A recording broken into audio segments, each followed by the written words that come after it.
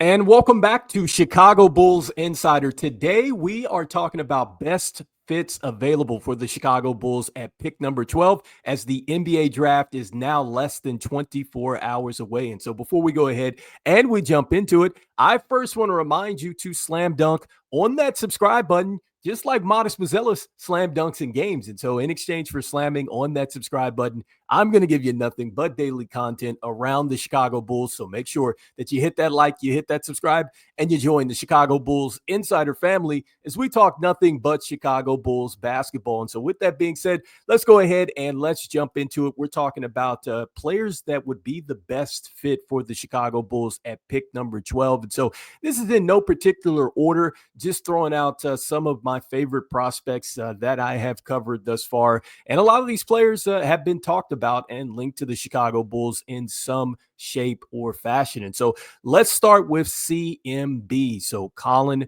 Murray-Boyles. And so if you got a chance to look at Casey Johnson's last Fast Break episode, this is a name that he mentions that he's hearing around the Chicago Bulls. And so, if you're not familiar with CMB, he is a terrific defender. In fact, he might be one of the best defenders in this upcoming draft. I mean, this is the one thing that you will see with his highlights is just you will see a guy that can defend at a high level. And so it's interesting here for CMB because he played forward in college, and I think he was a bit undersized. And so, if you go to ESPN.com, they list him at 6'7". However, I believe he measured in at 6'6", 239. He has a 34.5 vertical, but he has a plus wingspan at 7 feet, and he has an 8'10" standing reach as well. And so, just terrific measurables as far as the length that he has. And so when you look at the numbers, you will see a player that was pretty solid because at 16.8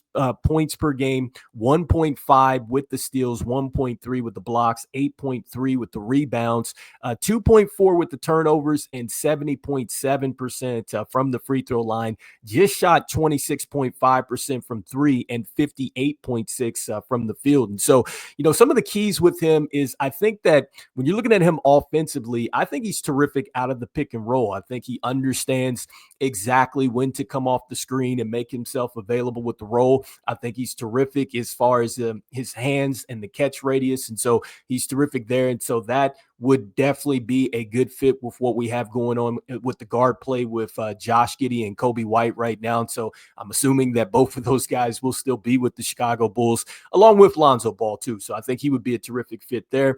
Next, look, I think that he's excellent as far as just understanding when to go on offense. And so what I mean by that is he understands when to get to the dunker spot. He understands when to rotate and things like that to get better floor balance with the offense. And so I think he definitely has some good basketball IQ with the awareness there.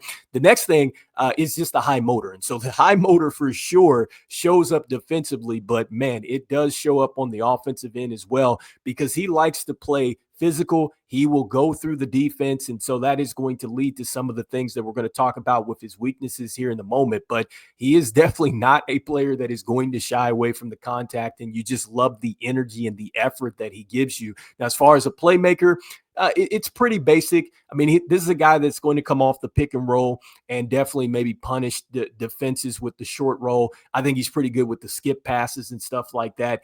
Defensively, we just talked about it briefly, but man, multiple efforts, good range with that length. I mean, he can play the passing lanes. I've seen where it's a highlight where he literally rotates out on guards, will come back to a big, somehow find a way to get into the passing lane and get the steal. Like, he is just very active defensively out there. And so when you look at his weaknesses, the first thing that I wonder about is just being undersized. I think that that's going to be the biggest question for him because it seems like he would be a player that naturally fits what you want to do at the 4 and the 5. The question is, for him to play the 3, he would have to become a much better knockdown shooter, and he's just not there yet. From the mechanics standpoint, it doesn't look bad.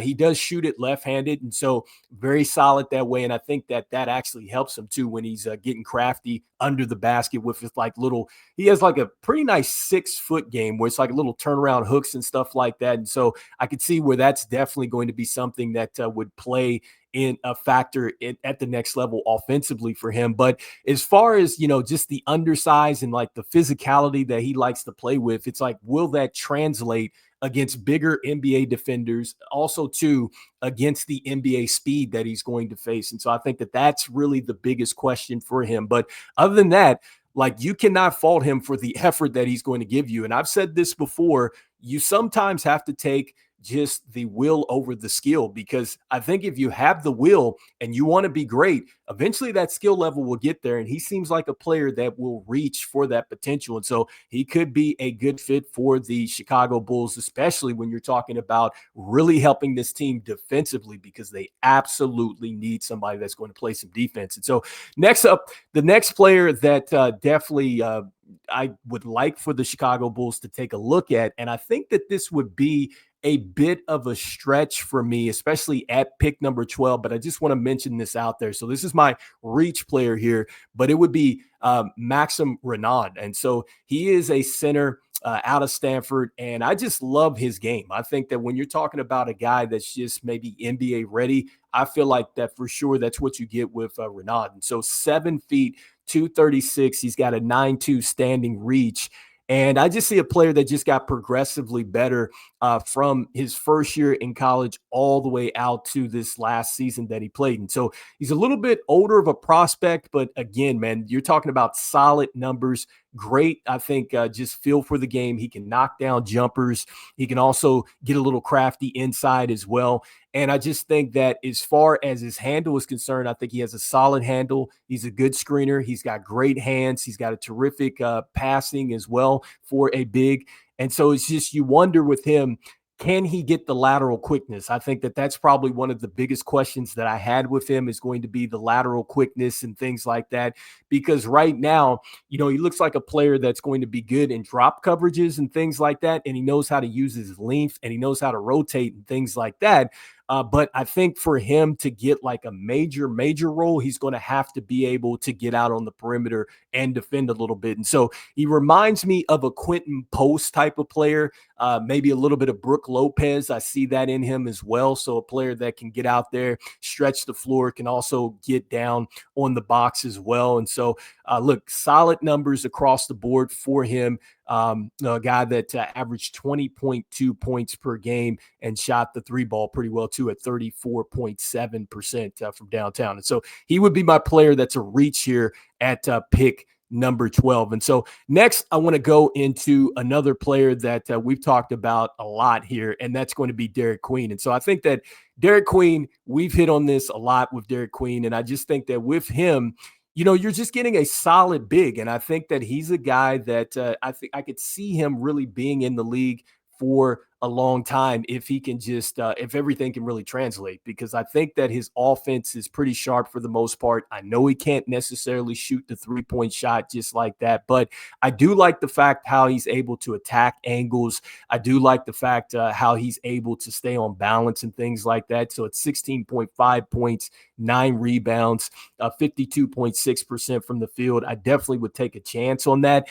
And I also too think that he's a lot better in transition than I think a lot of people would give him credit for it. So I definitely like that about him. And I think that also too, he could show a little bit more from a face-up type of game. The question is going to be, what can he give you as far as the upside defensively? He's another player that more than likely is going to be in a lot of drop coverages and things like that. So can he gain a little bit of lateral quickness? I have him compared to an Alperen Sengun and an Elton Brand as well. So those are two players that I think he could certainly turn into if he can put it all together. And I think the Chicago Bulls would love to have a big man on their front line that can do that. And I think that that complements what you have at the guard play. And so next, another player that we've talked about often here, and that's going to be Thomas Sorber. I think that Thomas Sorber, the way that he plays defense, I think that out of all the big men that we've talked about, Thomas Sorber might be the most polished big man for the Chicago Bulls to select at pick 12, in my personal opinion, when you're talking about defense, because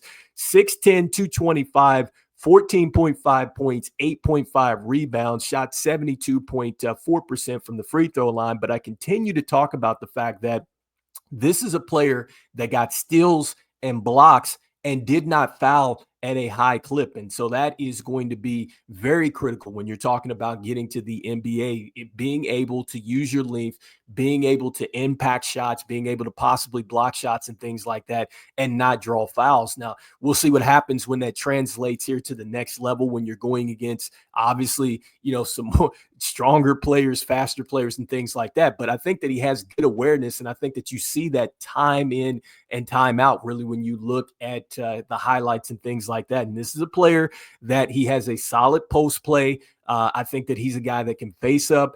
And I think he's a player, too, that shows that he has the potential to space the floor a little bit more.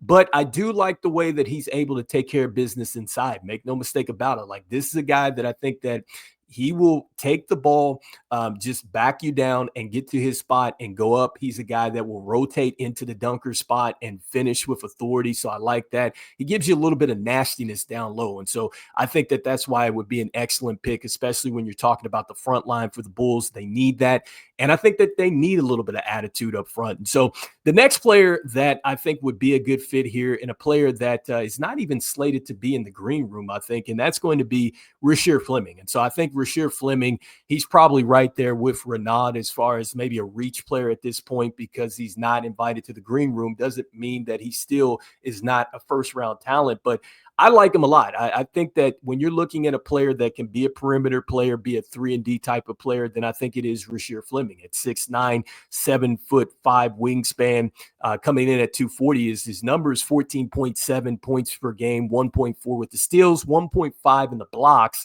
8.5 with the rebounds, and 74.3% from the free throw line. He shot 39% from three and 53.1 from the field. And so what I liked most about him is just that he was terrific in the pick and roll. I think that he definitely understands when to come up and then disengage from, the man he's actually screening, and then get to a spot in the floor where you can find him for some nice pocket passes and stuff like that. I think he's terrific off the catch and shoot. And so according to his synergy numbers, this was out of his Yahoo Sports profile, shot 41% on catch and shoots. And so that is terrific when you're talking about a draw and kick, which is something that the Bulls would certainly want to do. They want to drive and kick. And, some of their better basketball was played like that towards the end of the year. And so next, when you talk about playmaking, I think he's going to be more of a handoff type of player, a draw and kick type of player as well. So it's going to be some solid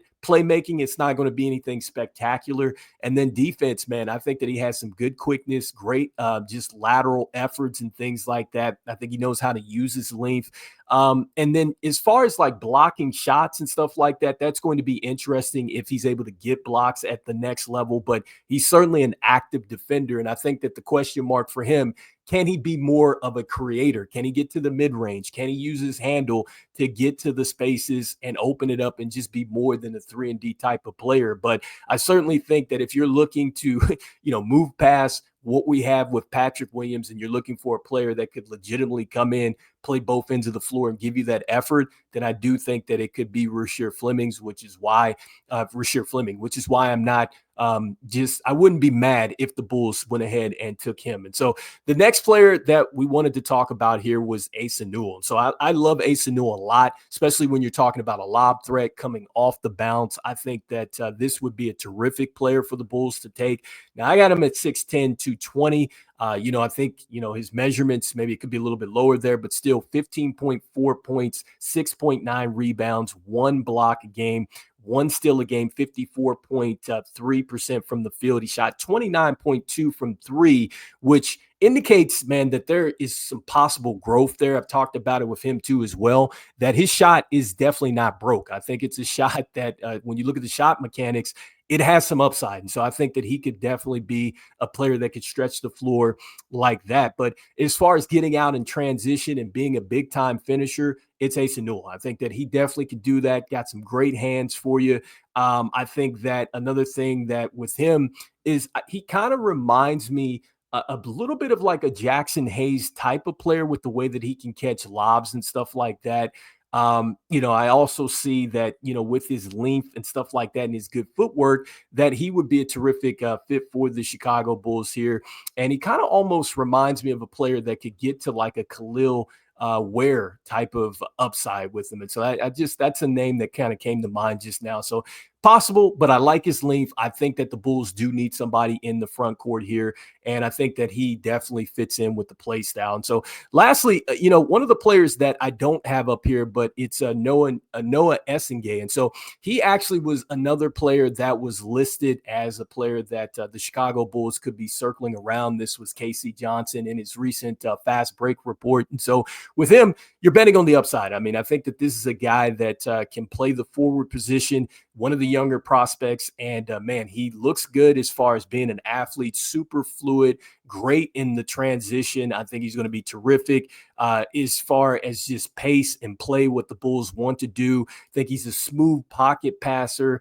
And I just think that, man, he's got a lot of upside here. And so when you look at the numbers, 12.4 points a game, 1.4 steals, 5.3 with the rebounds. He shot 73% from the free throw line and 29.4% from three, 56% from the field. So the question with him, can he get stronger? I think that that's going to be the question around a lot of these prospects here.